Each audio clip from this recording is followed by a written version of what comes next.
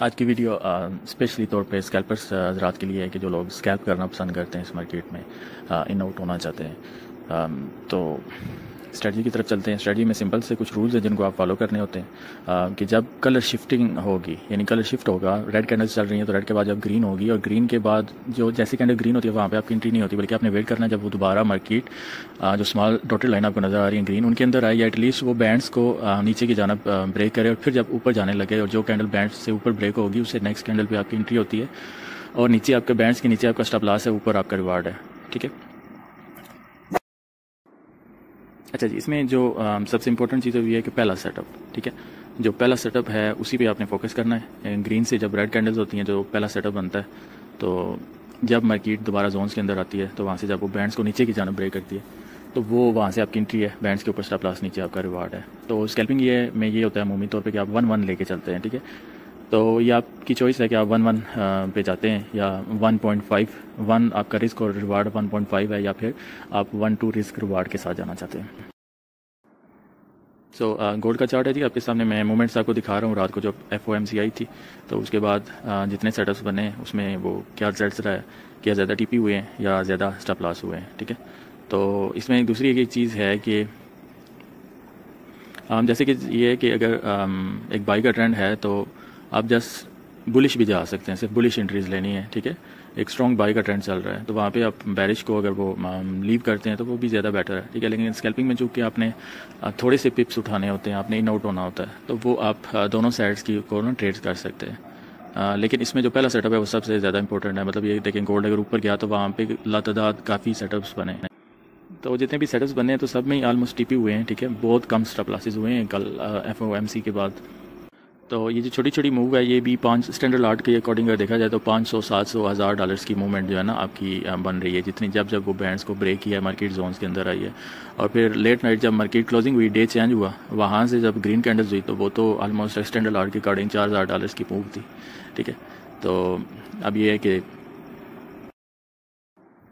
I think rules काफ़ी मैंने clear कर दिए। सिंपल से इसके रूल्स हैं कि कलर शिफ्टिंग के बाद जब कलर शिफ्ट होता है, ग्रीन से रेड होता है, तो वहाँ पे पहला सेटअप आपने फाइंड करना है। नो डाउट बाद में भी सेटअप्स कामयाब होते हैं। ठीक है, लेकिन पहले वाला वो सबसे ज़्यादा स्ट्रॉन्ग होता है। ठीक है, अब इसके साथ आपने स्मार्ट थिंकिंग यूज़ करना है, उसको स्मार्ट तरीके से यूज़ करना है कि एज ए स्कैल्पर आपके पास ऑप्शन है कि आपने ट्रेड को, जब आपकी ट्रेड एटलीस्ट 1-1 रिवार्ड को हिट कर जाती है तो आपने उसको आगे मैनेज किस तरीके से करना है। ये इंपॉर्टेंट चीज़ होती है कि या तो आप ये कर सकते हैं कि जब 1-1 हिट कर जाए आप उसको क्लोज कर दें। नंबर 2 आपके पास ये ऑप्शन होता है कि जब 1-1 हिट कर जाए तो स्टॉप लॉस को उठा के ब्रेक इवन कर दें, और आगे मैक्सिमम या तो आपको प्रॉफिट होगा या फिर ब्रेक इवन पे क्लोज होगी तो आपको कोई लॉस नहीं होगा। तीसरी ये सूरत होती है कि जब 1-1 हिट कर जाए, ठीक है, तो वहाँ पे आप पार्शली तौर पे अपनी कुछ लाट को क्लोज कर देते हैं, लाइक 50% लाट को क्लोज कर देते हैं, और स्टॉप लॉस को उठा के ब्रेक इवन करके आगे नेक्स्ट जो ट्रेड है वो आपकी एक्टिव रहती है। ठीक है, ताकि या तो वो ब्रेक इवन पे आपकी क्लोज हो जाएगी। सेकंड सिनेरियो में ये है कि वो आपको मैक्सिमम रिवार्ड दे जाएगी। आप 1-2 पे, 1.5 पे, 3 पे, जो आपको मतलब अच्छा लगता है उस पर आप क्लोज कर सकते हैं।